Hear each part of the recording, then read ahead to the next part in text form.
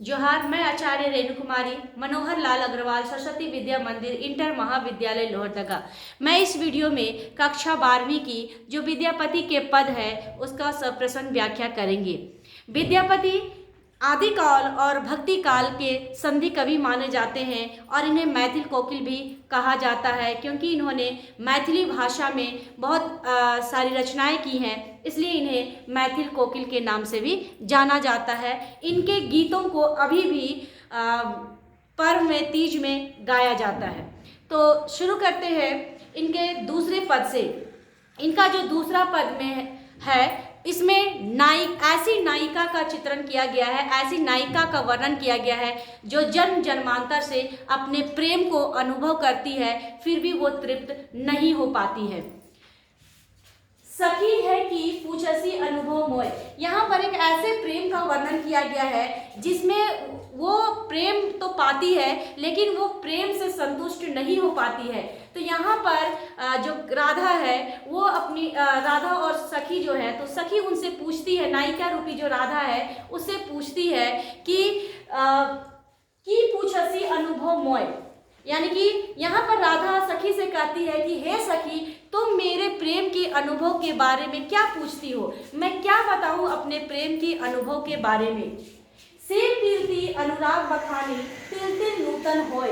अब यहाँ पर अर्थ देखेंगे। से मतलब कि जितना, प्रीति यानी कि प्रेम, अनुराग का अर्थ भी प्रेम होगा, बखानी यानी कि बखान करना, वर्णन करना, तिल तिल हर पल, नूतन नया, होए मतलब होगा, यानी कि मैं अपने प्रेम को जितनी बार वर्णन करूंगी, जितना बार बखान करूंगी, उतना वो प्रेम नया होते जाएगा। कहने का अर्थ है कि प्रेम स्थिर नहीं होता है, ये दिन ब दिन बढ़ते जाता है, इसलिए इसका जब मैं इसका वर्णन करूंगी तब तक इसमें नयापन आते जाएगा।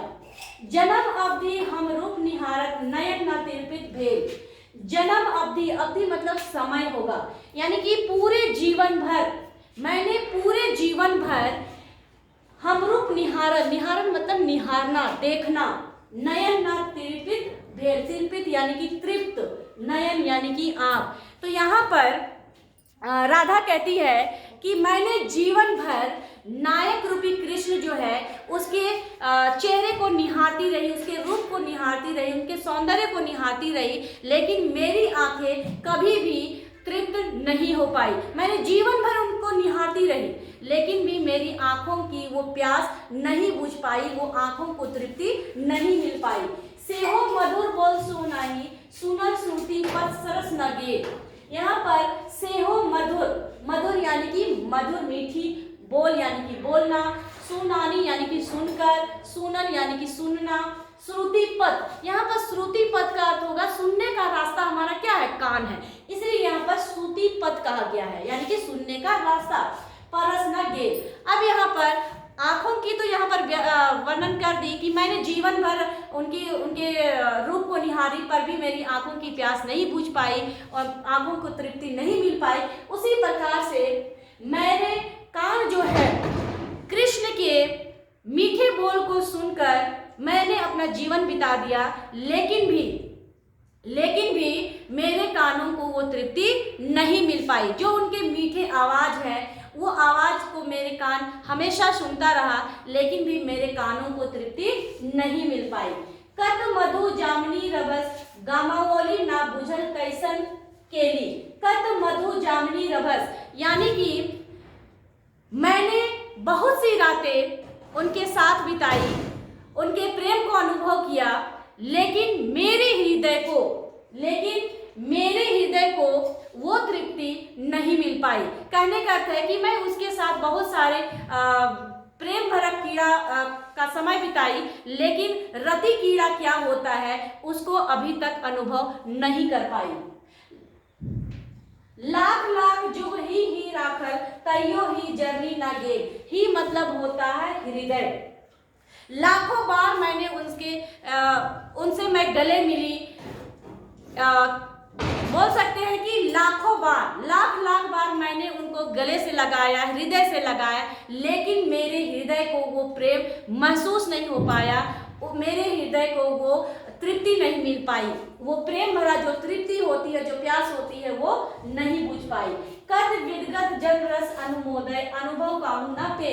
अब यहाँ पर कहते हैं कवि राधा यहाँ पर कहती है कि कद विदगत जन, यानी कि दुनिया में ऐसा कोई भी लोग नहीं है जो प्रेम से तृप्त हो पाया हो, या जो सच्चा प्रेम करता हो वो अपने प्रेम को सही रूप से अनुभव कर पाया हो, ऐसा कोई भी व्यक्ति इस दुनिया में नहीं है। विद्यापति कह प्राण जुड़ाते लाख ना मिलल एक। अब यहाँ पर विद्यापति जी कहते हैं कि इस दुनिया में ऐसा कोई भी व्यक्ति नहीं है, लाखों में कोई भी ऐसा एक व्यक्ति नहीं है जो अपने प्रेम को, जो सच्चा प्रेम करता हो और उसको तृप्ति मिल गई हो, यानी कि ऐसा कोई भी व्यक्ति नहीं है जिनको सच्चा प्यार नसीब हुआ हो, उनको सही रूप से तृप्ति मिल पाई हो।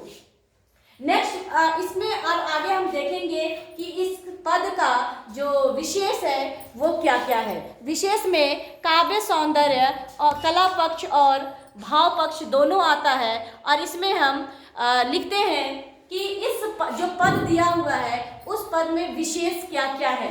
तो पहला नंबर में देखेंगे कि यहाँ पर विरहनी रूपी नायिका जो है राधा, वो उनके विरहनी नायिका की वेदना का वर्णन किया गया है। इसमें नायिका द्वारा अनोखे प्रेम का वर्णन किया गया है। इसकी भाषा जो है इस पद की वो मैथिली है। रस जो है वियोग रस है, वियोग श्रृंगार रस है। और इसमें अलंकार देखेंगे तो निहारक नयत में अनुप्रास अलंकार है, क्योंकि 9 वर्ण की आवृत्ति हुई है। लाख लाख और ही में पुनरुक्ति प्रकाश अलंकार है, क्योंकि एक ही शब्द की 2 बार आवृत्ति हुई है। और ये जो पद है वो छंद युक्त पद है। नेक्स्ट वीडियो में इससे आगे जो पद है उसका सप्रसंग व्याख्या करेंगे। धन्यवाद।